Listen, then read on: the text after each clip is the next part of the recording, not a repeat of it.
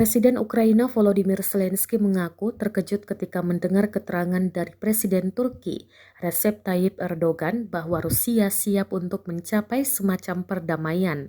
Hal ini terjadi ketika Zelensky bertemu Erdogan di Lviv, Ukraina pada Kamis 18 Agustus 2022.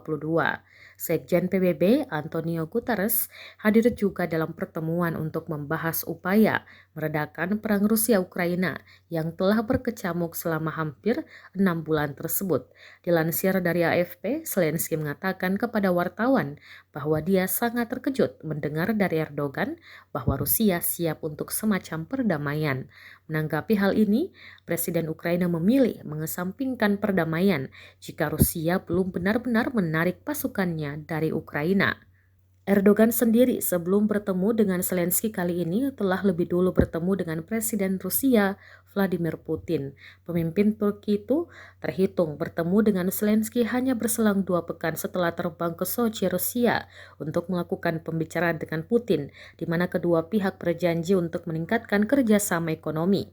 Tetapi pada Kamis, Erdogan mengatakan kepada wartawan bahwa Turki tetap berada di pihak Ukraina dalam konflik.